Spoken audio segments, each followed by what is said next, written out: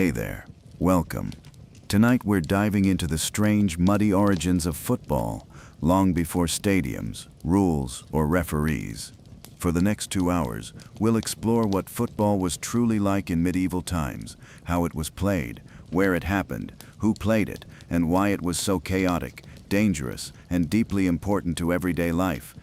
From village streets to churchyards and fields, we'll gently walk through the earliest, rawest version of the beautiful game, one filled with noise, mud, and moments you've never heard about.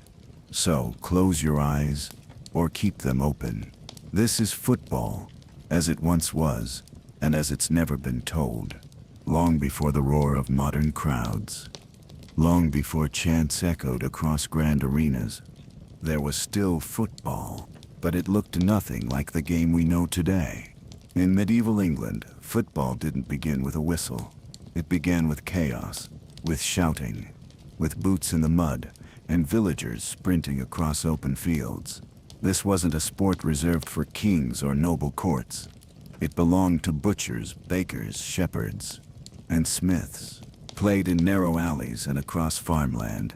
The earliest forms of football were wild, often violent, and utterly ungoverned.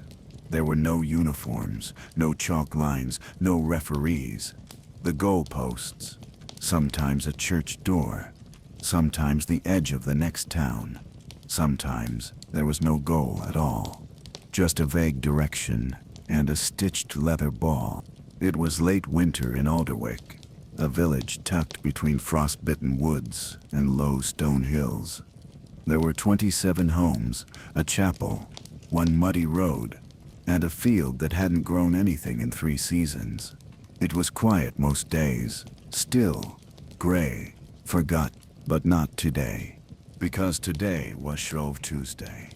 And in Alderwick, that meant only one thing: the match.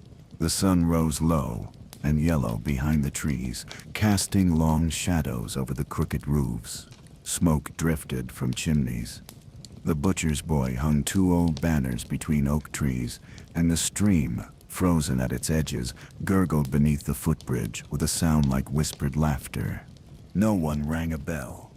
There was no official call, but everyone knew today the north end of the village would face the south.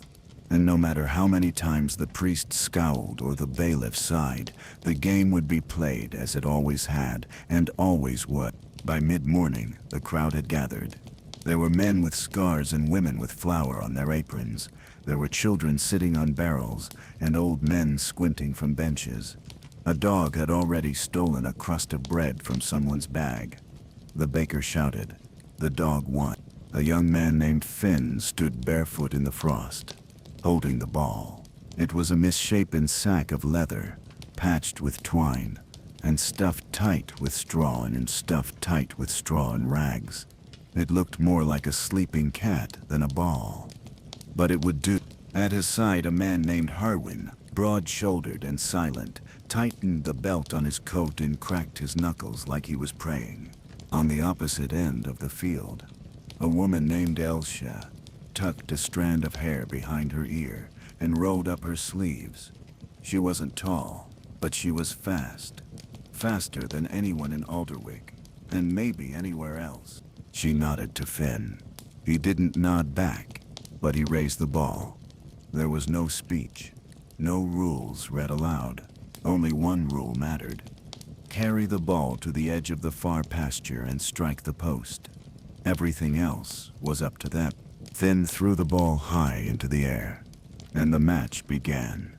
What followed was not elegant, not tactical, but it was beautiful in its own unruly way.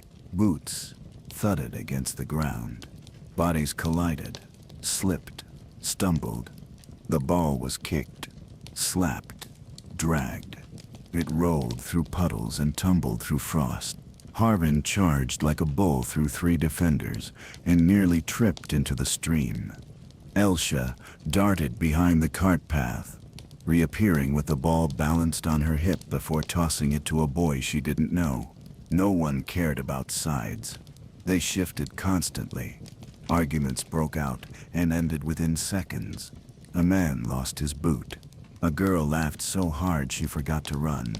A goat wandered onto the field and was cheered like a hero before it wandered off again. Hours passed. At some point, someone lit a torch. Not because it was needed. The sun still hung overhead, but because it felt right. Another man climbed onto the chapel roof to watch, only to slide off moments later and land in a barrel of water.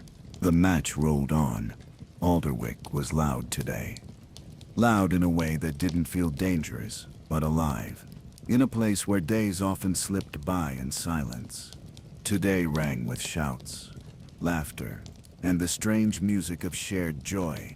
Near dusk, the ball vanished. Not lost, just gone, swallowed by the crowd.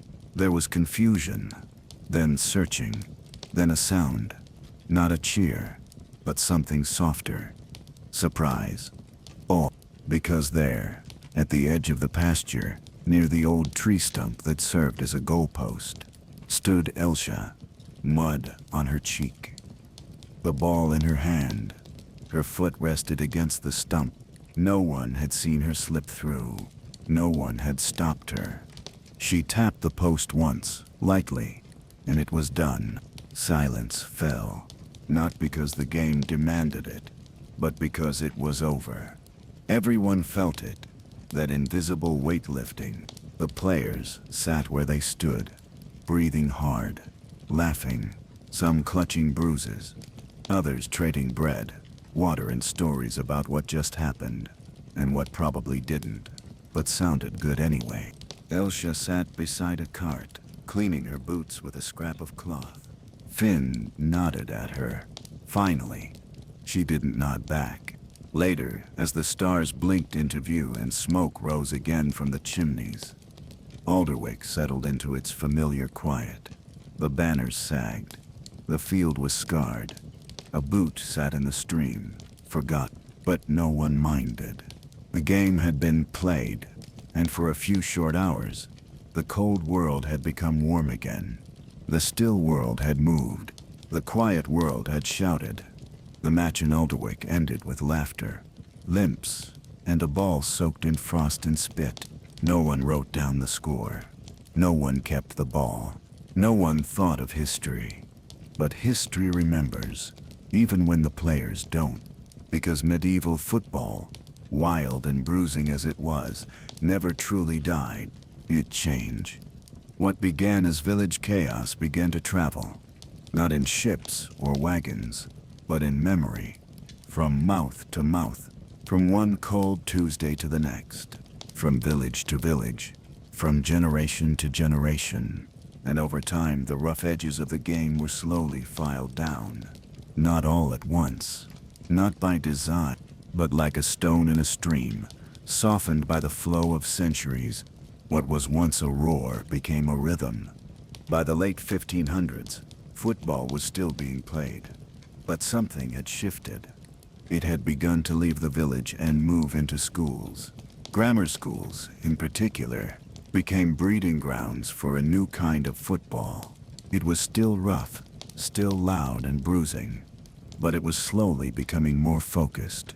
Still no referees, still no standard rules, but a sense was growing that the game could be shaped. Boys played it during free hours between Latin recitations and prayers. They fought over balls with stitched seams and heavy boots. They used chalk to mark their boundaries. And the game began to settle into a shape that, while still wild, was starting to resemble the skeleton of modern sport. By the 1700s, football had found itself at a strange crossroads. In some towns it was still played in the old way, a mass of villagers chasing a ball through streets and streams. But in others, especially in universities and schools, it was beginning to split. Some versions banned using hands. Others encouraged it. Some valued passing. Others prized individual rushes. Rules began to appear, but not universally. Every school had its own. Every match, its quirk. It was no longer one game. It was many. But something else had changed. The spirit of the game was shifting. What was once rooted in rebellion and muddy celebration was slowly being pulled toward structure. And not everyone was pleased. As the 1800s approached, England stood on the edge of the Industrial Revolution. Cities grew, factories rose, time became a currency. And in this new world, the old village-style football, freeform, violent, unpredictable, didn't quite fit anymore. There were too many broken windows, too many lawsuits, too many complaints from landowners and merchants, but the love for the game remained. And so, a decision was made, not by a king or a single town, but by 1,000 small choices across the country, to shape the chaos into something organized. In 1863, in a pub in London, the Football Association was formed. It was one of the most important moments in the history of the sport. From that point forward, football, now often called association football, had rules, strict ones. No handling the ball, no hacking or tripping, no carrying it like rugby. It became codified, measured, controlled. Referees were introduced. Matches had time limits. Goals had dimensions. The field had boundaries. And the ball, once a misshapen sack of straw, became round, precise, and polished. It was no longer a folk game. It was now a sport. And yet, something was lost. The noise, the mess, the unpredictability, it didn't disappear entirely, but it faded.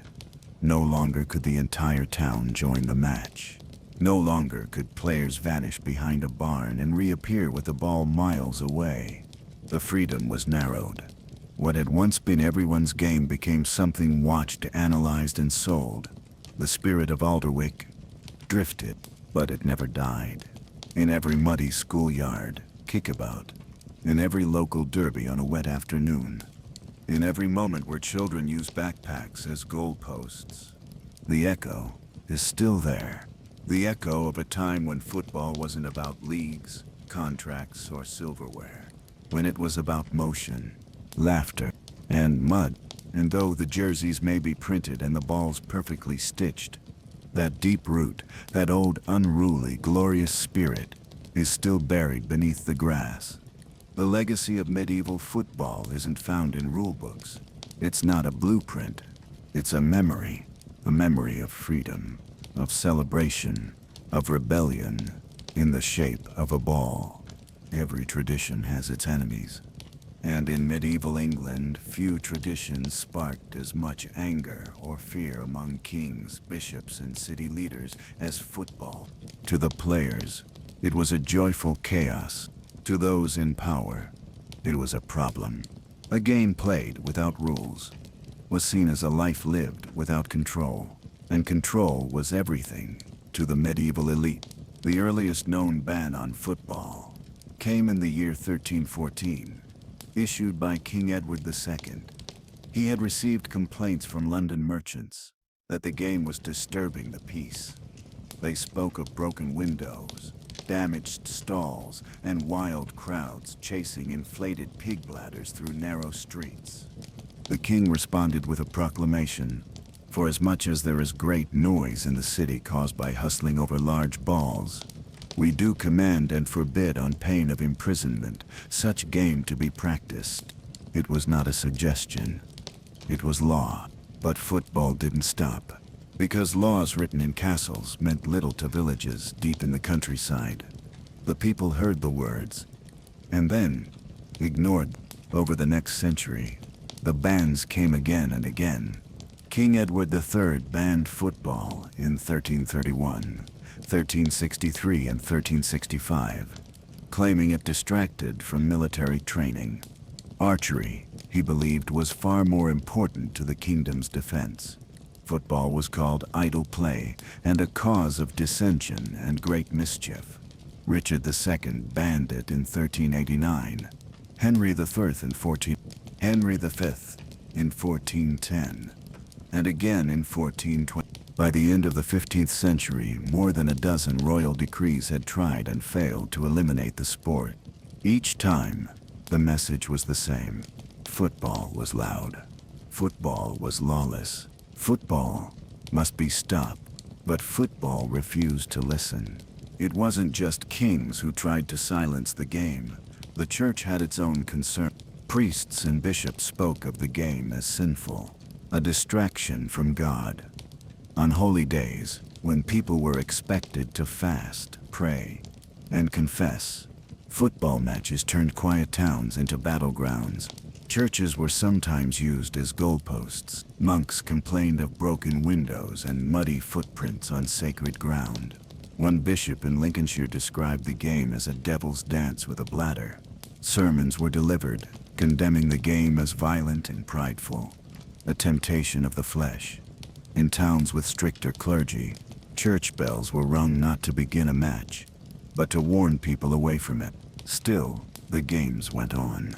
City leaders also struggled to contain the tradition. In London, Norwich, and York, football was repeatedly banned within city walls. Officials feared property damage and injury. Some towns posted guards on match days to break up crowds. In others, playing the game could result in a fine or a night in the stocks. But the more they tried to stop it, the more football became something else. Not just a game, but a statement. A way to resist, to push back, to carve out space in a world that offered so little freedom. And for the poor, whose lives were measured by work, hunger, and obedience, football became a rare chance to move freely, to shout, to run, to strike something with force, and not be punished. For one muddy, glorious afternoon, the laws softened, and the people came alive. Some historians believe this tension is why football never developed into an organized sport during the Middle Ages. Unlike fencing or jousting, which were refined, formalized, and performed for nobles, football stayed wild. It belonged to the streets, to the commons, to the hillsides and streams. It was never meant to be tamed. And so, the game remained a source of conflict. On one side, kings, priests, merchants, and magistrates. On the other, farmers, smiths, weavers, and boys with blisters on their hands. Each match was a negotiation between tradition and control, a kind of ritualized resistance. It's easy, from a modern perspective, to think of these bans as silly, but in their time, they were serious. Authorities feared not just the damage football caused, but the unity it created. It brought together men from different villages. It stirred emotions. It filled the streets with noise. And in a world where rebellion was a constant fear, any gathering of peasants, even one chasing a ball, was watched carefully. And yet, despite all opposition, the game endured. Because something as simple as chasing a ball together across a muddy field was more powerful than any decree.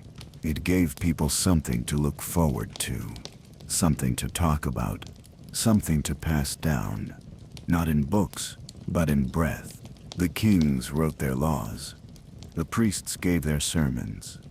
The constables issued their fines. But the people played on. There are sports with rules. And there are sports with laws. And then there was medieval football. To modern eyes, the game seems impossible to follow. It was more riot than sport, more ritual than contest. Yet to those who played it, it made perfect sense. Because it wasn't meant to be clean, organized, or fair. It was meant to be alive. And it was. Across the villages of medieval England, football wasn't one game. It was many. Each town had its own version, its own rules, its own customs, passed down by voice, not parchment. And those customs could vary dramatically from one year to the next. In some places, the objective was to carry the ball to the other end of the village. In others, the game stretched between two churches miles apart. The goalposts might be a tree, a wall, a door, or simply a shouted agreement. There were games with set teams, dozens per side. Others that began with no teams at all, just a crowd surging around a ball. There were matches played only by bachelors, while married men stood aside. There were games that allowed women to play, though rarely. Some places allowed throwing, others demanded kicking only. Some encouraged tackling. Others, well, let's just say the line between sport and brawl was very thin. And yet, despite the chaos, there was an understanding, an unwritten code.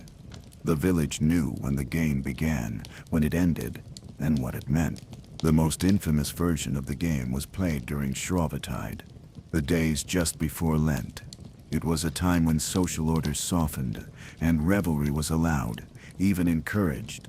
This was when the matches grew the wildest. Entire towns would turn out for a Shrovetide match. Shops closed. Church bells rang not for prayer but for the start of the game. The ball was launched, often with a great shout, and for the next several hours, sometimes an entire day, the match would spill across hills, streams, roads, and courtyards. There was no out of bounds, no penalty box, no coach pacing the sidelines. The ball could be carried, kicked, tossed, stolen, hidden, or even thrown onto a passing cart. And yes, this happened. There are stories of villagers hiding the ball in grain sacks, or tossing it onto a passing wagon just to gain a few miles of ground. To stop a player, anything short of a weapon was fair game. Tackling, tripping, grappling, all allowed. Teeth were occasionally lost, noses broken. Occasionally, people died. But still, they played. Why? Because medieval football was more than recreation. It was a kind of living theater, a chance to release tension, to prove strength, to challenge the natural order of things. Lords might sneer from their manners, but on the muddy field, the son of a shepherd could best the son of a blacksmith, or even the constable. It was not just a game, it was a social equalizer. Even in towns where violence wasn't the goal, the sheer noise of the game made it feel like a rebellion. And perhaps, in a small way, it was. A rebellion against silence, against stillness, against the crushing weight of feudal life. And in that rebellion, there were traditions. Some villages opened the match with a blessing from the priest. Others began with the lighting of torches or the tolling of a specific bell. In certain places, the game ended when the ball was blessed at the local church. In others, it ended when the ball was destroyed, torn apart in celebration, or burned as a symbolic offering. The ball itself was never sacred, but it carried meaning. It was passed from hand to hand, foot to foot, like a living thing, a vessel of energy, a spark moving through a crowd. One of the most famous traditions was the Uppards versus Downards match in Ashbourne, Derbyshire, a tradition that still continues today. The town splits in two based on which side of the river you were born. The match begins in the town center, and goals are located at stone plinths 3 miles apart. No rules, no teams, just history. And every year, despite the mud, the bruises, and the bans, they play. Of course, not everyone celebrated this tradition. Throughout the 14th and 15th centuries, kings repeatedly tried to ban football. They saw it as dangerous, disruptive, a distraction from archery, which was considered essential for military readiness. In 1363, King Edward III issued an order banning all vain sports, including football, saying they caused great noise and disorder in the realm. That noise was the heartbeat of the village, and the bans rarely worked. People simply waited, and then played again. There is something timeless about this kind of game, something deeply human. A shared object, a shared effort, a shared chaos. Even if it was unrefined, even if it ended in bruises, medieval football warned its players that they were alive, and that joy didn't have to be clean or quiet. It could be loud, and muddy, and There was no training camp, no locker room, no coach drawing diagrams in the dirt. To be a footballer in the medieval world was never about title or profession. In fact, the people who played the game had no idea they were part of something history would one day name. They were simply villagers, young and old, strong and scrawny, swept up in a tradition larger than any one person. But if we were to step into that world, to quietly observe the hours leading up to one of those chaotic matches, it might look something like this. The morning begins before the sun crests the hill. Our village, small, quiet, tucked between damp woods and sloping pasture, begins to stir. Smoke curls from the chimneys of thatch-roofed cottages. Roosters crow lazily. Somewhere, a dog barks at nothing. A bell rings from the chapel tower, hollow and low. Inside one of these cottages, a boy named Will tightens the rope around his waist. His tunic is simple, linen stitched and patched. His boots are thick with last week's mud. He grabs a crust of bread from the table, still warm from the stone oven, and steps into the gray morning. Today is not an ordinary day. Today, there's a quiet tension in the village as the morning grows older. Men nod silently as they pass one another in the lane. A few women exchange whispers from their doorways. The baker has finished his loaves early. The butcher sharpens his knives with one ear turned toward the square. They all know what's coming. Will meets his friends near the edge of the green, where the stream cuts across the village. Tom, the miller's son, is already tossing a clump of hay in the air like a ball. Edric, whose father was once nearly trampled during a match, tries to look calm, but can't stop pacing. The ball, if you can call it that, has already been prepared. A pig's bladder, inflated and tied, then wrapped in rough leather stitched into a loose sphere. It's misshapen, uneven, and heavy. It doesn't bounce, it doesn't spin, but it's all they need. Someone whistles. Not officially, just a sound that spreads like lightning through the village. It's time. There are no uniforms, but sides have been quietly chosen over the past few days. The north end of the village versus the south. No real strategy, just instinct. No passing drills. No formations, just people. Running, pushing, shouting, colliding. Will's heart races as the crowd gathers near the old oak at the village center. He sees the ball held high, not by an official, but by Father Gareth, the village priest, who has reluctantly agreed to start the game before retreating to the safety of the chapel.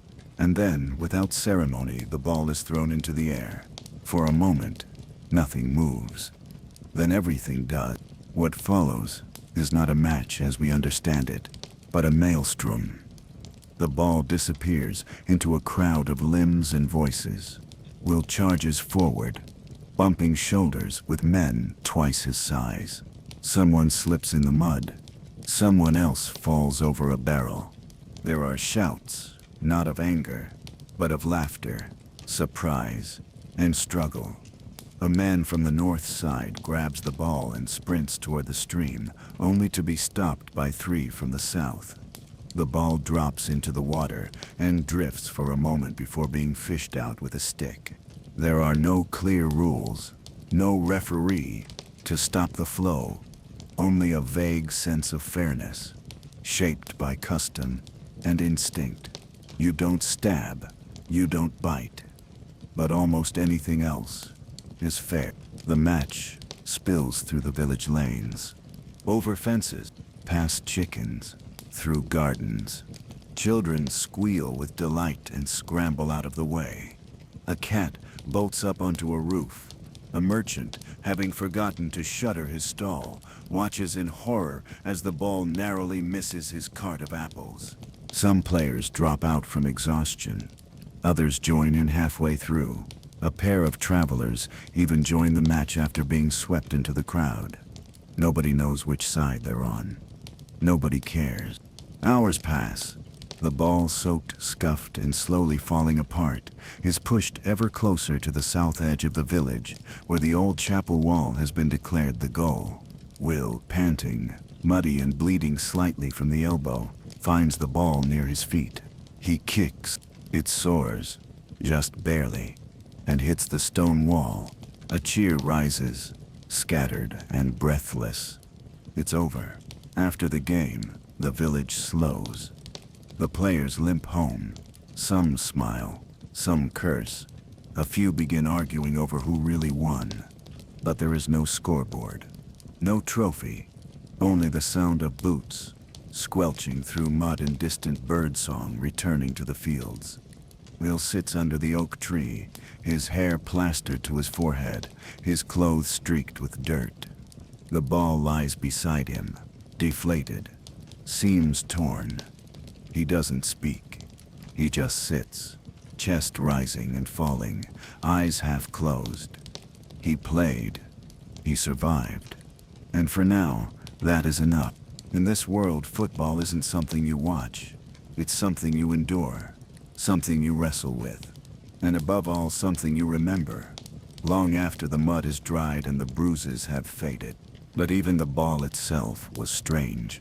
By modern standards, sometimes it was crafted from a pig's bladder, inflated and wrapped in leather. Other times, it was just a sack of straw, bound tightly with twine, misshapen, muddy, and heavy, especially after a downpour. And in England, there were many of those. The earliest written mentions of football come from the 12th and 13th centuries, though the game was surely older than that. These records don't describe celebrations, they describe complaints from landowners, city leaders, and the church. Football, they said, was too noisy, too destructive. It broke windows, trampled crops, disrupted markets, and occasionally broke bones. But despite the growing list of objections, people kept playing. Because for the common folk it was more than a game, it was tradition, excitement, escape. Often, football was tied to the liturgical calendar, most notably Shrovetide. The few days before Lent, during the short festive window, rules relaxed.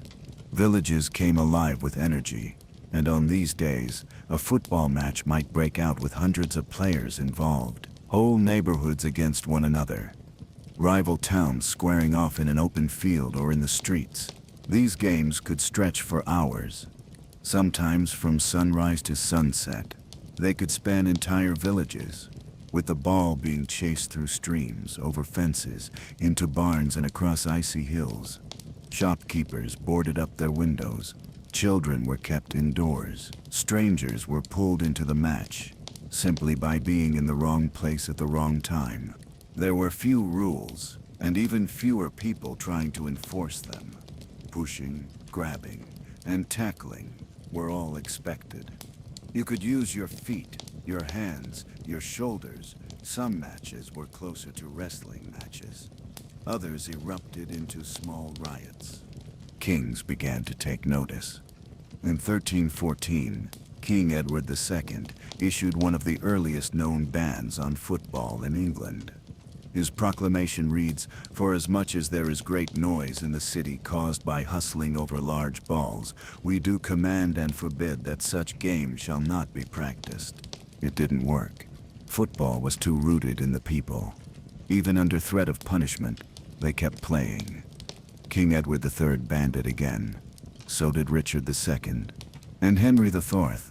Yet each time, the game simply moved to smaller villages, to back roads, to open countryside.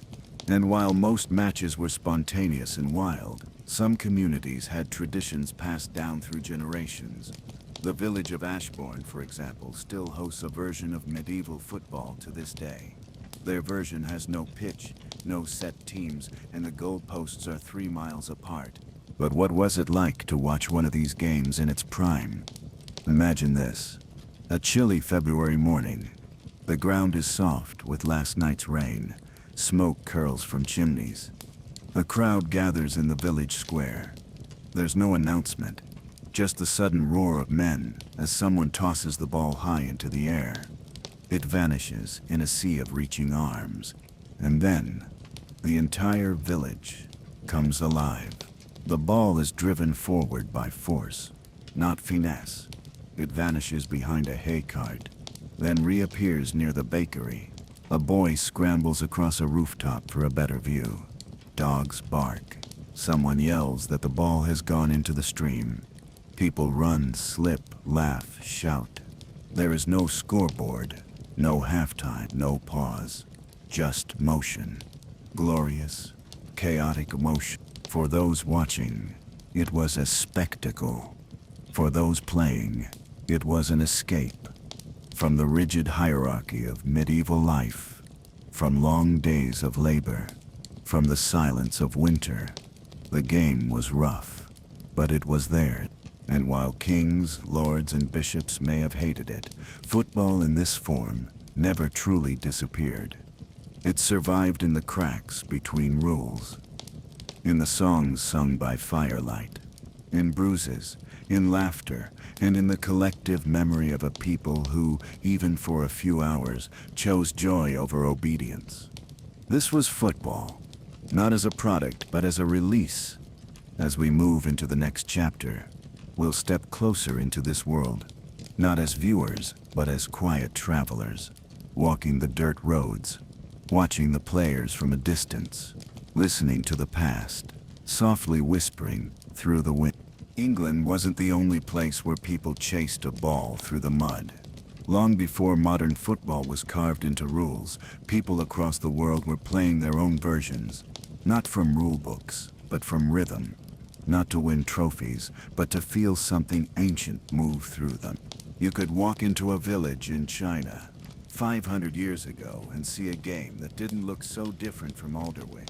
You could sail to a Polynesian island and hear the shouts of barefoot players moving under the sun. You could ride into a dusty courtyard in Central America and see a rubber ball bouncing between stone walls. Football, or something like it, wasn't invented.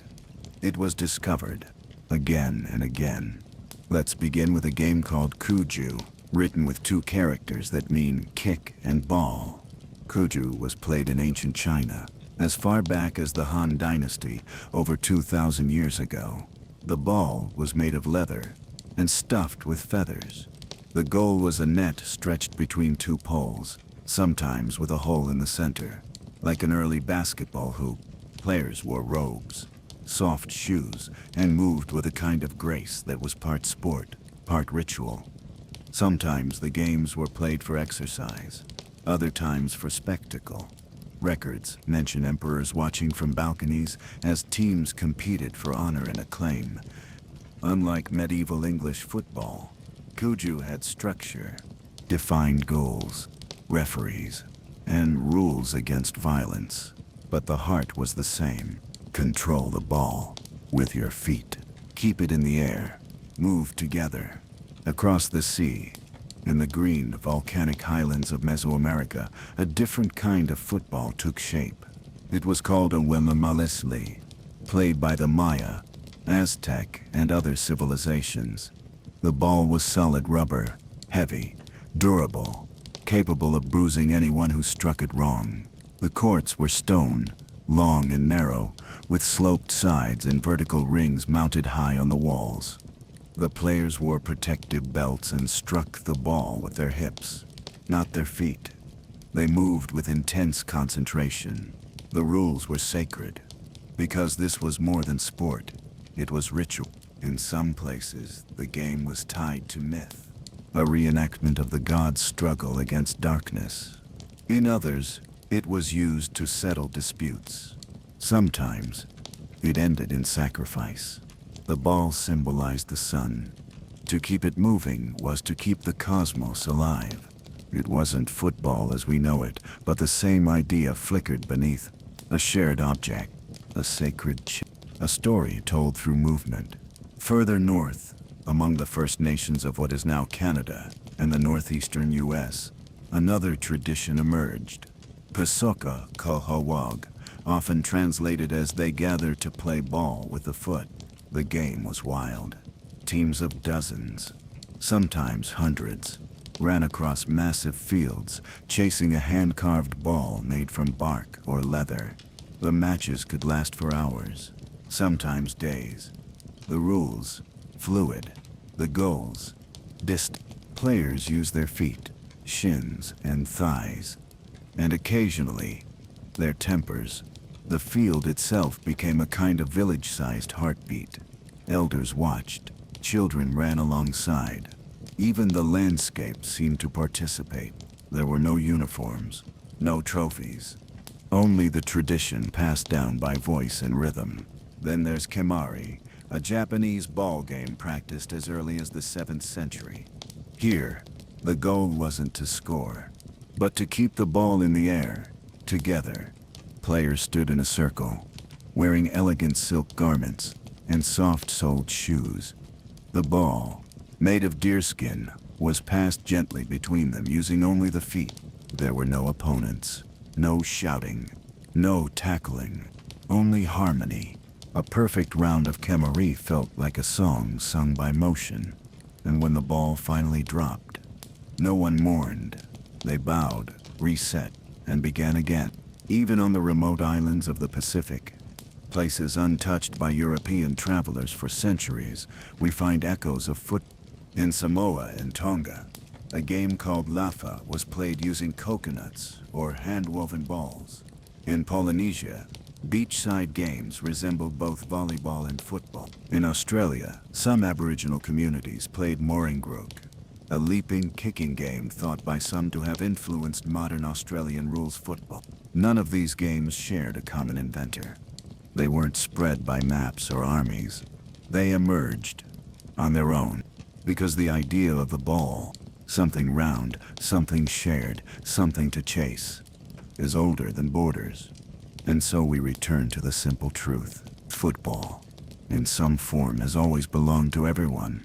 Not just England, not just Europe, but to the villages where bare feet pound the earth, to the towns where laughter follows the ball, to the temples where movement becomes prayer, to the empty lots where nothing matters except that someone kicks it and someone chases it. The year is 1530. Florence is under siege. Its people are starving. The Medici family, once rulers of the city, have been forced out. Imperial forces surround the walls, cannons aimed, soldiers waiting. Tension hangs like fog in every alleyway. The city should be silent, fearful, paralyzed.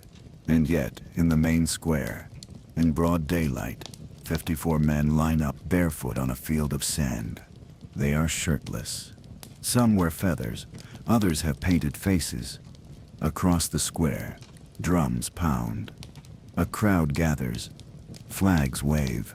Priests watch from balconies, trumpets scream into the sky. The men lock eyes. The ball is thrown, and chaos erupts.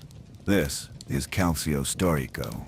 In modern Florence, they still play it, every June, during the Festival of San Giovanni. But its roots stretch deep into Renaissance Italy, and even further, perhaps into the days of Roman gladiators. The name Calcio means kick, but the game is far more than that. It is football, wrestling, boxing, and pride stitched into one violent ritual. There are 4 teams, each representing a different neighborhood of Florence. Each team has 27 players on the field at once. There are no substitutions, no timeouts, and few rules. The goal is simple: get the ball into the net at the far end of the field. But to do that, you must get past 27 men, each trying to stop you with fists, elbows, and bone-rattling tackles. The game is not for the weak. Before the ball is even touched, players launch themselves at opponents in open-hand strikes, grapples, and flying takedowns. Fights break out within seconds. Players are dragged across the sand, teeth are lost. Blood spatters the dust. But there's strategy too. Some players sacrifice themselves in the first minutes, deliberately taking on 2 or 3 opponents at once, just to pin them to the ground. They lie there, holding limbs, wasting minutes, turning the game into a war of attrition. Others act as runners, waiting for that single, narrow break in the wall. And when it comes, they charge forward, Sprinting toward the goal as the crowd roars, sand kicks up, and every player still standing crashes toward them in a living avalanche. The goals in calcio storico are called calth. A clean shot earns your team 1 point, but miss high or wide, and the opposing team gets half a point instead. The match lasts 50 minutes. There are no halves, no pause for injury. If you're hurt, you crawl to the side or stay on the ground. Either way, the game doesn't stop. At the end, the team with the most points wins. There is no money, no trophy, only honor. And in Florence, that's enough. The modern version of the game is a reenactment, but a very real one. Every June, the Piazza Santa Croce is transformed. Sand is trucked in, stands are built, banners hung. The teams arrive in full Renaissance regalia, led by drummers, standard bearers, and costume nobles. It looks theatrical, but the hits are real.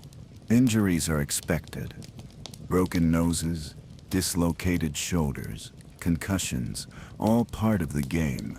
In fact, the brutality became such a concern that the city banned it in the late 1700s, only for it to return 2 centuries later, fueled by tradition and pride. Now, there are referees, medical staff, some rules about who can strike and when, but still, many call it the most violent sport in the world.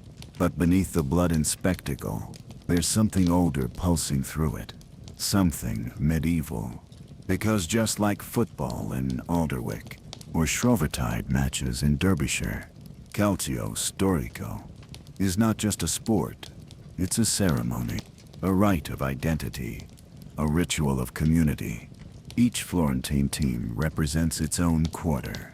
The Rossi of Santa Maria Novella, the Verdi of San Giovanni, the Bianchi of Santo Spirito, and the Azzurri of Santa Croce. They train year-round. Their lineages stretch back generations. Many players are the sons of past players, the nephews of men who once stood in the same sand. Some never play at all. They serve as drummers, flag bearers, or healers, keeping the ritual alive. When the ball is thrown, they are no longer individuals. They are Florence. It's easy to look at calcio storico and see only violence. But it is more than that. It is a memory that refuses to fade. A living ember from a time when games were not about leagues or contracts, but blood, grit, and place. The men on that field do not play for fame. They play because their grandfathers did, and because someone must remember. Not just how football was played, but why it was played. By the dawn of the 20th century, football was no longer confined to the muddy fields of England. The game was on the move, carried by sailors, workers, and travelers across oceans and continents. Wherever people gathered, the ball followed. In South America, British immigrants introduced football to port cities like Buenos Aires and Montevideo. Soon, locals embraced the game, adapting it with flair, creativity, and a passion that turned it into something new and uniquely their own. In Argentina, children playing barefoot in dusty streets learned to dance with the ball, weaving through imaginary defenders. Their style was unlike anything back in England. More fluid, more artistic, more joyful. It was a football of rhythm and expression. Meanwhile, across the Mediterranean, football found fertile ground in Italy and Spain. Though both countries had their own folk ball games, the English rules quickly took hold in coastal cities and schools. Local clubs formed, soon drawing crowds in grand stadiums that would become cathedrals of the sport. Each country shaped football to reflect its culture. In Italy, the game became a careful balance of strategy and passion, where defense was an art and goals were precious treasure. Spain's football blossomed into a celebration of technical skill and creative passing, the ball moving like a painter's brush across the green canvas. Africa was not left behind. Though European colonization cast a dark shadow, football emerged as a unifying force among diverse peoples. Missionaries and soldiers brought the game, but it was local communities that transformed it into a symbol of pride, resistance, and hope. In the dusty fields and bustling towns, children kicked makeshift balls, bundles of rags, plastic bottles, or tightly wound cloth, dreaming of greatness. Football became a language that crossed tribal and cultural divides. Asia, too, joined the dance. In Japan, football clubs began forming in the early 1900s, often linked to schools and companies. The game was disciplined and precise, reflecting the culture's emphasis on harmony and respect. In India and China, football grew steadily, played in open fields and crowded cities alike. Despite political turmoil and social upheaval, the ball continued to roll, a small thread connecting disparate peoples. What made football unique in this global spread was its incredible adaptability. It could be played on sandy beaches, rocky hills, or crowded alleyways. It needed no expensive equipment. A ball, some space, and a few players were all it required. The simplicity of the game, combined with the universality of its appeal, allowed it to cross barriers of language, class, and nationality. Football was more than a game.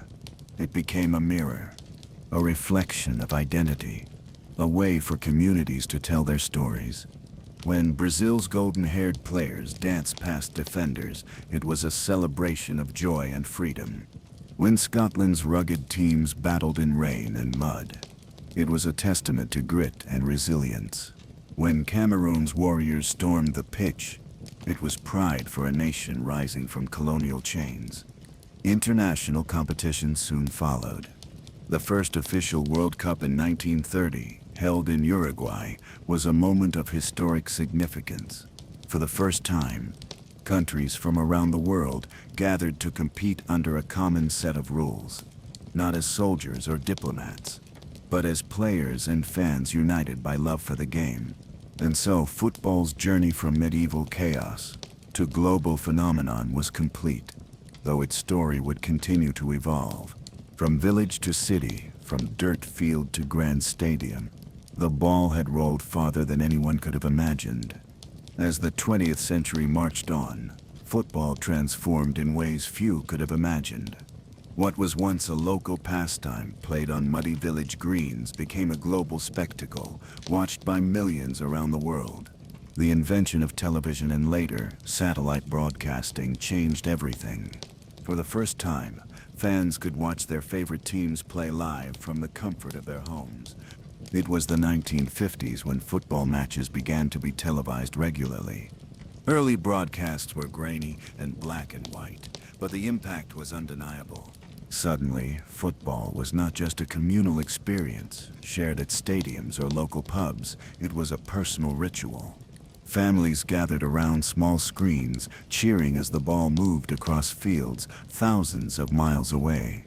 Television brought football into living rooms across continents. Leagues from England, Spain, Italy, and Germany became household names. Famous players like Stanley Matthews, Alfredo Di Stefano, and later Johan Cruyff and George Best became global icons. Their styles, skills, and personalities captivating audiences. Fans who might never set foot in a stadium were now emotionally invested in their teams and heroes. The impact was not just cultural, but economic.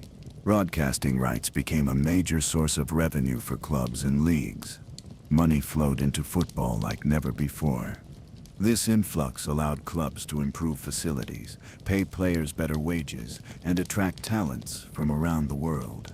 But it also introduced new challenges. Commercialization began to shape the sport. Sponsors' logos adorned shirts and stadiums. Advertisements interrupted matches on television. The traditional football experience started to change. Some fans embraced the modernization, thrilled by better stadiums, higher quality broadcasts, and international competitions. Others feared the sport was losing its soul. The introduction of the European Cup in 1955, later renamed the UEFA Champions League, marked another milestone. This tournament brought together the best clubs from across Europe, creating thrilling contests that transcended national boundaries. The Champions League finals became some of the most watched sporting events globally, turning clubs like Real Madrid, AC Milan, and Liverpool into household names worldwide. At the same time, the World Cup, football's greatest international competition, grew in prestige and reach. From its first tournament in 1930, with just 13 teams, it expanded to include nearly every nation on Earth. The 1950 World Cup in Brazil witnessed one of football's greatest upsets, when Uruguay defeated the hosts in a match that shook a nation and demonstrated the sport's unpredictable drama. The 1970 World Cup, watched by an estimated 700 million people worldwide, introduced the world to Pelé's genius, cementing football's role as a truly global phenomenon. Television also helped spread tactical evolutions. The fluid, total football style of the 1970s Dutch teams inspired coaches and players everywhere. Slow-motion replays allowed fans to appreciate skill and nuance like never before. Commentators became storytellers, weaving narratives that deepened fans' connection to the game. Yet, with money and fame, came new pressures. Footballers became celebrities, their private lives scrutinized by the media. Transfer fees soared, making some players the most expensive commodities in sports history. Big clubs dominated financially, widening the gap with smaller teams. Concerns about corruption, match fixing, and the commercialization of football grew louder. In the late 20th and early 21st centuries, football entered an era of megastardom. Players like Diego Maradona, Zinedine Zidane, and later Lionel Messi and Cristiano Ronaldo transcended sport. They became global icons, admired for talent but also humanized by their struggles and stories. Clubs became global brands. Teams toured continents, playing exhibition matches in stadiums filled with tens of thousands of fans who often had never seen the teams live before. Merchandise sales exploded. Football was no longer just a game. It was a multi-billion-dollar industry. But amidst this growth, a core question persisted: how to balance tradition with progress. How to keep football's soul while embracing change. Many fans still cherish the simple pleasures of the game. The roar of the crowd, the tension of a penalty kick, the drama of a last-minute goal. They remember the muddy fields and rough games of centuries past. They honor the players who played for pride, not millions, and yet, the game continues to evolve. New technologies like VR, goal line technology, and advanced analytics shape modern football. The sport reflects broader social changes, increased diversity, growing women's football, and efforts toward inclusion. Football remains a mirror to the world. Sometimes chaotic, sometimes ordered, always passionate. As you listen tonight, imagine the journey from dusty medieval fields to floodlit stadiums. From village boys chasing a ball through mud to superstars performing on the world's biggest stages, the heart of football beats on. A game of history, culture, passion, and dreams. Football is more than just a game played over 90 minutes. It is a tapestry woven from countless unforgettable moments and legendary figures who have shaped its history and captured the hearts of millions. These stories connect us, from medieval villages to modern metropolises, reminding us why the beautiful game endures. One cannot speak of football without mentioning Diego Maradona, a figure as brilliant and flawed as the game itself. In 1986, at the World Cup in Mexico, Maradona led Argentina on a magical run toward the trophy. His performance was a dazzling mix of skill, passion, and controversy. The most famous moment came in the quarterfinal against England. Maradona scored 2 goals that would become iconic. The first, the infamous Hand of God, where he used his hand to punch the ball into the net, escaping the referee's notice. The second, the goal of the century, was a breathtaking solo effort. He dribbled past 5 English defenders and the goalkeeper to score one of the greatest goals in history. That game captured football's duality, its beauty and its messiness in a single afternoon. In Europe, players like Johan Cruyff changed how the game was played and thought about. Cruyff's vision and intelligence brought about total football, a style where players were fluid, interchangeable, and tactically flexible. His time at Ajax and FC Barcelona revolutionized the sport, influencing generations of coaches and players. Beyond tactics, Cruyff embodied football as art, elegant, creative, and purposeful. On the pitch, moments of sheer drama and passion have become part of football lore. Take the 1999 UEFA Champions League final. Manchester United faced Bayern Munich, trailing 1-0 as the match approached its final minutes. Then, in stoppage time, the impossible happened.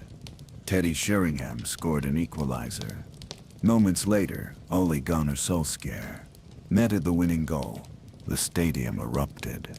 Manchester United had completed one of the most dramatic comebacks in football history.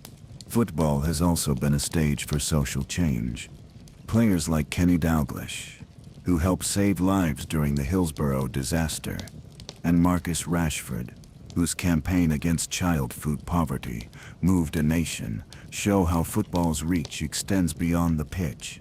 The game reflects society's struggles and triumphs, offering hope and inspiration.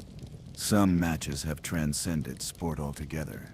The 1990 World Cup semifinal between England and West Germany was more than a contest. It was a symbol of history, rivalry, and reconciliation. Players knew they were not just representing teams, but nations still healing decades after conflict. The tension was palpable. Though England lost on penalties, the match remains etched in memory as a powerful chapter in football's story. Clubs themselves carry stories that go beyond trophies. Consider Liverpool FC and the 1989 Hillsborough tragedy, when 96 fans lost their lives. The club, city, and fans united in grief and determination. Liverpool became a symbol of resilience and community. Years later, their 2005 Champions League win, dubbed the Miracle of Istanbul, saw them come back from 3 goals down to beat AC Milan, embodying hope and the unbreakable spirit of football. Across continents, football legends are celebrated as national heroes. Pelé in Brazil, the king of football, whose grace and goals lifted his country to 3 World Cup titles. George Weah, the Liberian striker who rose from poverty to become Africa's first Ballon d'Or winner, and later his country's president. Marta, the Brazilian superstar who transformed women's football worldwide with her skill and advocacy.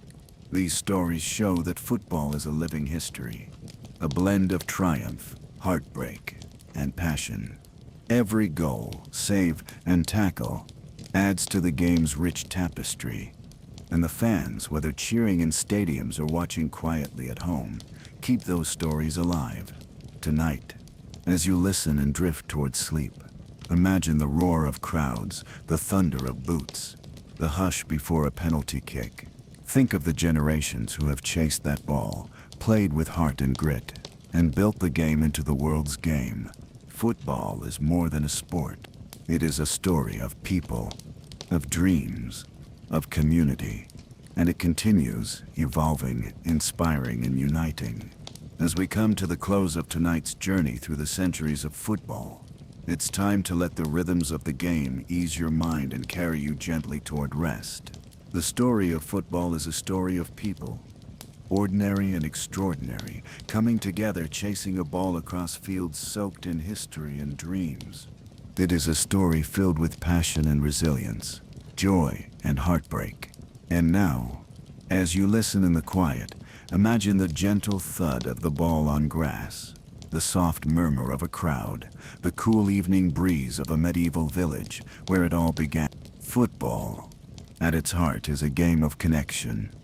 It binds us to the past, to each other, and to the future. Every kick is a conversation across time. Every goal a shared celebration. Every match a chapter in an ever-unfolding story. Tonight, as the world quiets down, allow yourself to be part of that story. Let the echoes of chants and the steady pulse of the game lull you deeper. Feel the centuries of players and fans who came before, their spirits woven into every pass and play.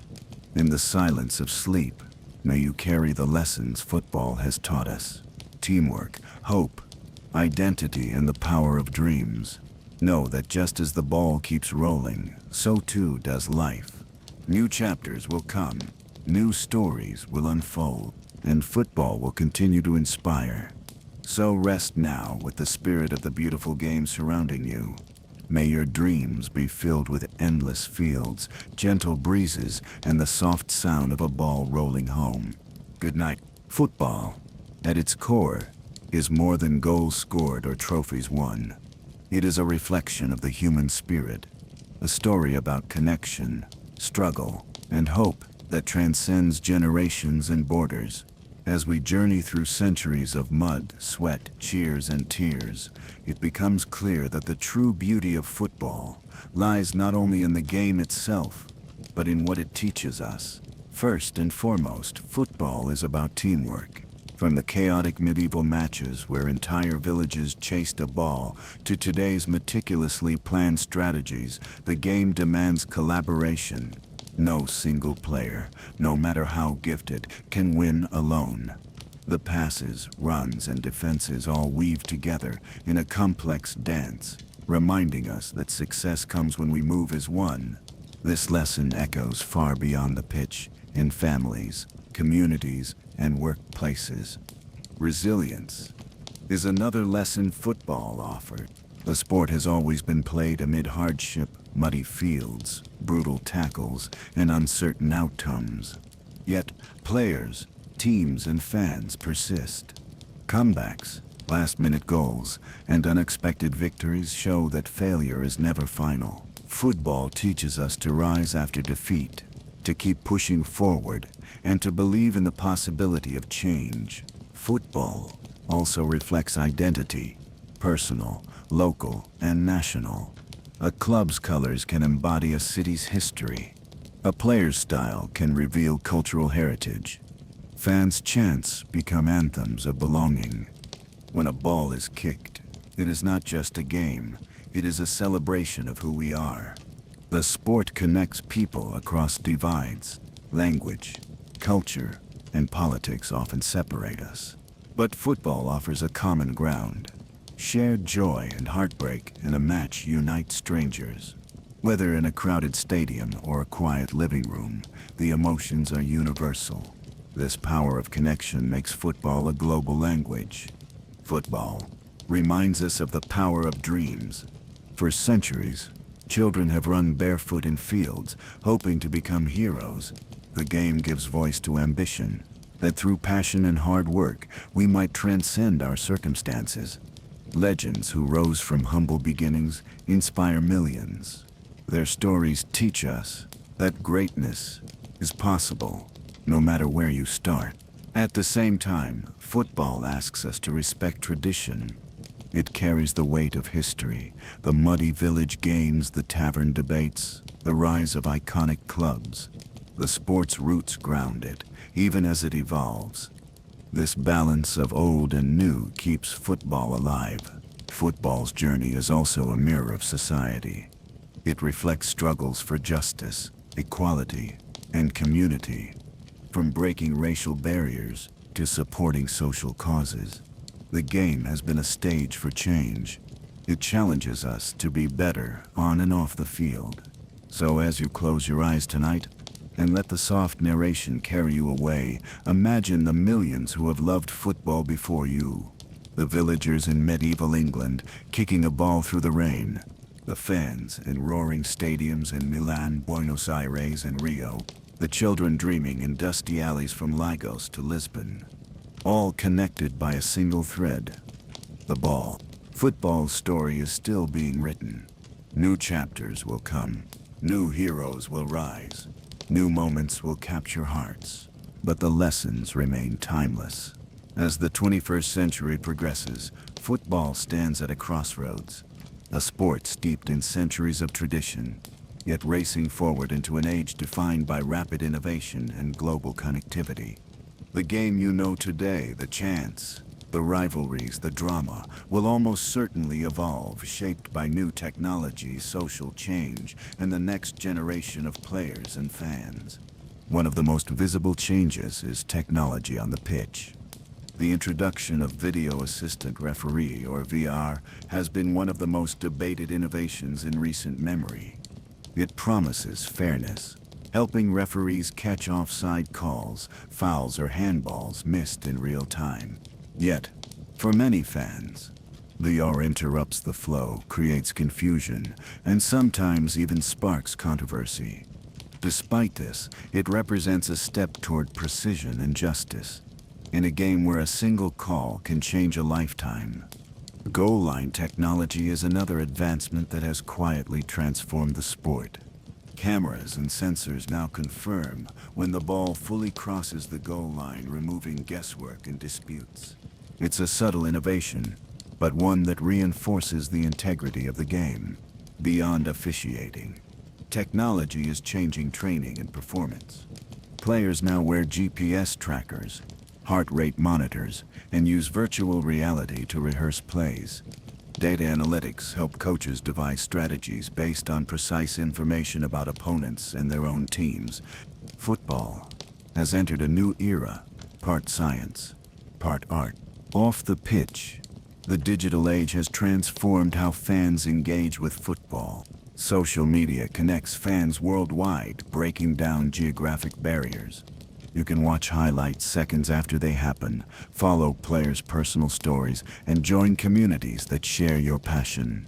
Streaming services allow access to matches from virtually any league. Anytime, football is more accessible, but also more saturated and fast-paced than ever before. This connectivity has also led to debates about the commercialization of football. Some fans worry that money and branding threaten the sport's authenticity. The rise of billionaire club owners and skyrocketing players' salaries create tensions. Questions arise: who truly owns the game? Is it the fans, the players, the corporations, or the leagues? Meanwhile, women's football is flourishing like never before. Tournaments draw record crowds and viewership. Stars like Megan Rapinoe, Ada Hegerberg, and Sam Kerr inspire millions. The sport is breaking barriers, demanding equality and recognition. The future of football will be shaped equally by the rise of women's leagues and the global drive toward inclusivity. Youth academies around the world continue to discover and nurture new talent. From sprawling urban centers to remote villages, children dream of glory on the pitch. Programs focused on education, health, and social development use football as a tool for change. The next generation will inherit a game both familiar and transformed. At the same time, football faces challenges that could shape its future. Concerns about player health, especially regarding concussions and long-term injuries, grow louder. Climate change and environmental impact prompt questions about stadium sustainability and travel. Football governing bodies must balance growth with responsibility. One intriguing possibility lies in the merging of football with new forms of entertainment. Esports tournaments of football video games draw huge audiences. Virtual and augmented reality may one day let fans experience matches as never before, stepping inside the stadium, choosing camera angles, or even controlling the play. The boundary between player and spectator may blur. Yet, amidst these innovations, the heart of football endures. The simple joy of chasing a ball, the bond between teammates, the thrill of a goal, these remain timeless. No technology can replace the feeling of a crowd rising as the ball hits the net. The game's soul is in those moments. So as you listen tonight, imagine football's journey not ending, but continuing. From medieval fields to modern stadiums, and now to futures both imagined and unknown. A game of history and mystery, of passion and progress, forever evolving. As football settled into communities around the world, it grew beyond just a game. It became a cornerstone of identity, a way for people to express pride in their town, their culture, their history. Few countries embody this more than Italy. In the late 19th and early 20th centuries, Italian cities witnessed the birth of clubs that would become titans of the sport. Clubs like AC Milan, founded in 1899 by British expatriates, and Inter Milan, formed in 1908 as a breakaway club, emphasizing inclusivity, reflected the evolving social fabric of the time. These teams quickly attracted passionate supporters, with matches becoming grand events where communities gathered to celebrate, to shout, to dream. Italian football developed a reputation for tactical mastery, a chess game on grass, where defense was as crucial as attack. The art of catenaccio, a tight, impenetrable defense, became a hallmark. It reflected the careful, strategic mindset of a country proud of its heritage and fiercely loyal to its teams. Moving west, Spain's football story took on a different rhythm. Clubs like FC Barcelona and Real Madrid didn't just represent cities, they embodied regional pride and political identity. Barcelona became a symbol of Catalan culture and resistance, especially during times when the region's autonomy was suppressed. Real Madrid, the capital's club, was often seen as representing central power in the establishment. Matches between these two giants became more than just sporting events. They became battles for identity, history, and pride. Spanish football celebrated flair and creativity. Its players moved with artistry, weaving intricate passing sequences that seemed like poetry in motion. It was a game where style and emotion were inseparable. Across the Atlantic, Brazil was emerging as a football powerhouse. Football reached Brazil in the late 19th century, introduced by British railway workers and expatriates. But Brazilians made it their own. The game took on the qualities of samba, fluid, rhythmic, joyful. Players like Garrincha and later Pelé would captivate the world with their dazzling skill and infectious smile. For Brazil, football was not just sport. It was cultural expression, a unifying force for a diverse nation. The iconic yellow jersey became a symbol of hope, celebration, and national pride. England, the birthplace of modern football, remained a central figure in the sport's development. The formation of the English Football League in 1888 professionalized the game, creating regular competition and turning players into heroes. Clubs like Manchester United, Liverpool, and Arsenal grew from local teams into global brands. Football became woven into the fabric of British life, a Friday night ritual, a weekend pilgrimage. The sport also reflected social changes. The working class found joy and community in their teams, while the professionalization of the game mirrored industrial progress. In Germany, football blossomed in the early 20th century amid rapid modernization. Clubs such as Bayern Munich and Borussia Dortmund would go on to dominate national and European stages. Football became a source of regional pride and a means of healing and unity, especially in the turbulent post-war years. The German style emphasized discipline, efficiency, and teamwork, a reflection of broader cultural values. Africa's football story unfolded amid struggle and triumph. Despite colonial oppression, football grew rapidly as a symbol of hope and resistance. Legendary players like Roger Milla from Cameroon and George Weah from Liberia became heroes, inspiring generations. The continent's passion culminated in the creation of the African Cup of Nations and growing participation in the World Cup. Football here was more than a pastime. It was a statement of identity and resilience. As football traveled, it absorbed local customs, histories, and values, becoming something greater than just a game. It became a language, a way for people to tell stories about who they were and where they came from. This is the heartbeat of football, not just goals and trophies, but belonging, pride, history, By the middle of the 19th century, football was a game loved by many, yet defined by almost no common ground. Each town, village, and school had its own version. Rules shifted like shadows, sometimes permitting players to carry the ball, other times forbidding it altogether. Some matches ended at sunset, while others continued until players collapsed from exhaustion. The number of players on a team might be 20, or 50, or 11. The size of the ball and pitch varied widely. Some games encouraged rough play and hacking, a practice of kicking at opponents' shins that often ended in injury and anger. This chaos was as much a part of the game's spirit as the ball itself, but it also made organized competition nearly impossible. Clubs that wished to play each other had to negotiate rules before each match, turning what should have been a simple contest into a complex exercise in diplomacy.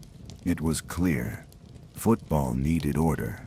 This need for clarity and unity brought together a group of men in London in October 1863 at the Freemasons' Tavern. They called themselves the Football Association.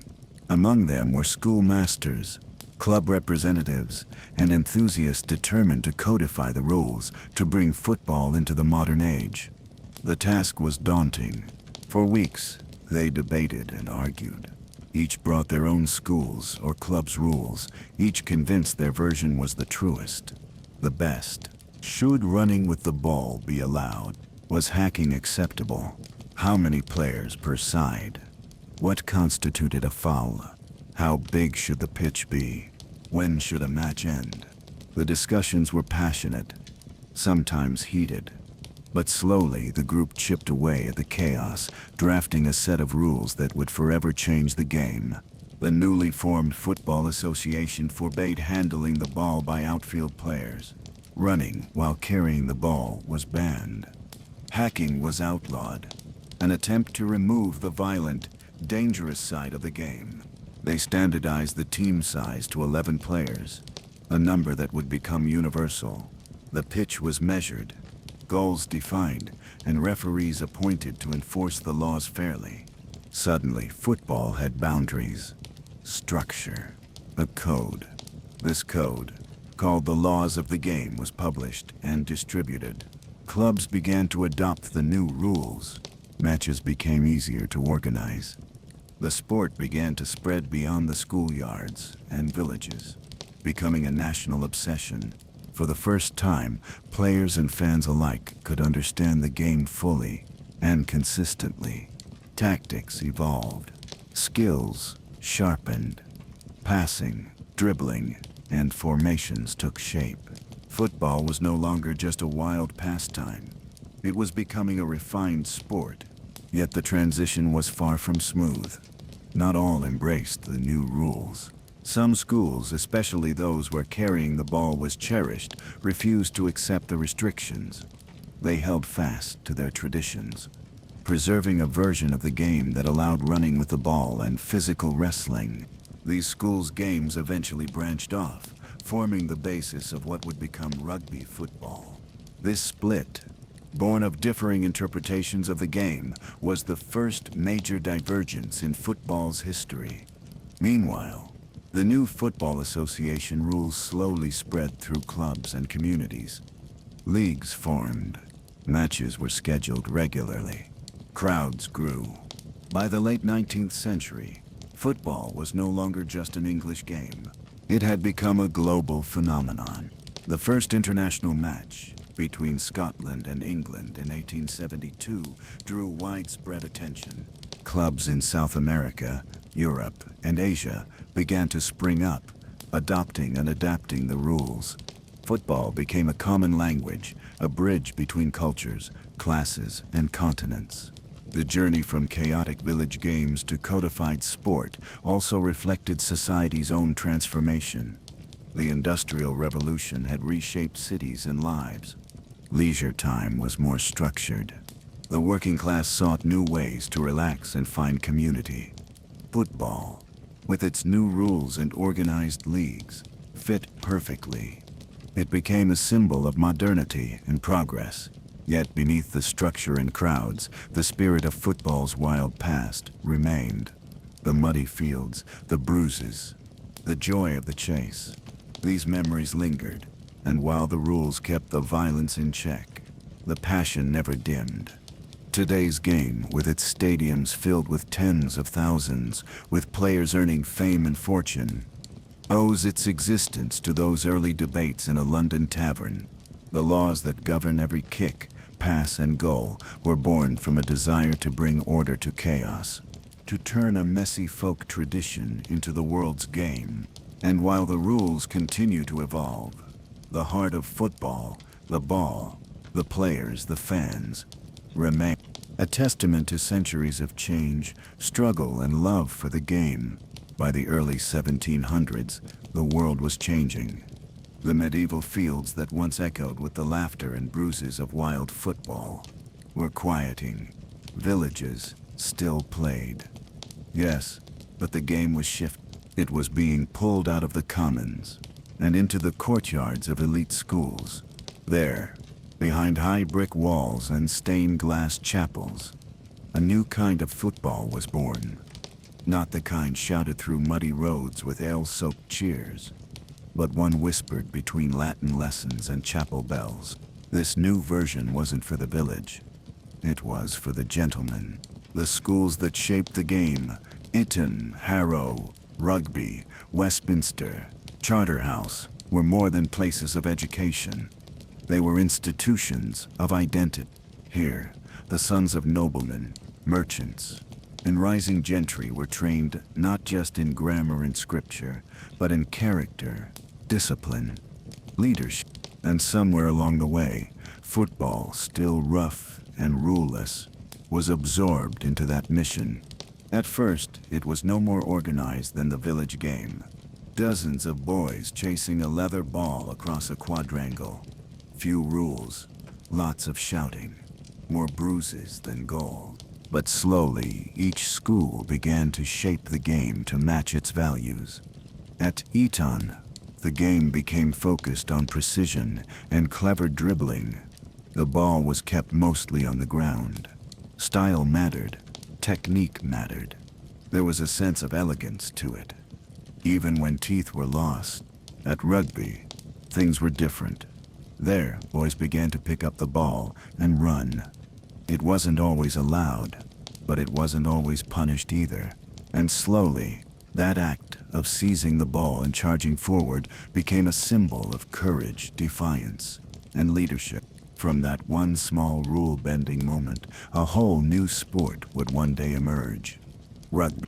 What makes this era so fascinating is that, for a time, each school had its own version of football. There were no universal rules. A boy trained at Harrow could not play with a boy from Westminster, not because of rivalry, but because their rules were simply incompatible. Some allowed hands. Some banned them. Some used goals. Some played in courtyards with no end at all. The only constant was the ball, and even that changed shape. Despite their differences, these school games had one thing in common. They were seen as tools for character building. Teachers, especially in the 1800s, praised football as a way to teach moral values, bravery, teamwork, fairness. The bruises were not a drawback. They were a feature. Boys learned to get back up, to support each other, to obey captains and respect the spirit of the match. The classroom shaped the mind. The pitch shaped the soul. But while football was finding acceptance behind ivy-covered walls, the village game, the rough, chaotic, beloved chaos, was starting to fade. It wasn't gone, but it was no longer safe. As cities grew during the Industrial Revolution, open fields became rare. Streets became crowded with carts, horses, and laws. A match played through town might lead to fines, arrests, even injury. And so, slowly, folk football began to disappear from public life. The game survived in schools because those had the space, the money, the protection. Football, once a game of peasants and laborers, was becoming a game of the educated. That shift didn't go unnoticed. Some working-class boys envied the schools that could still play. Others found ways to form their own games in alleys and industrial parks. But for the most part, football was now seen as a gentleman's sport, and that label changed everything. Gentlemen didn't play for coins. They didn't shout at referees. They played with pride, with honor, with restraint. At least, that was the ideal. It may not always have been true, but it shaped the mythology of the game, and it planted a seed that football could be elevated, that it could be formalized, that it could be written down and spread.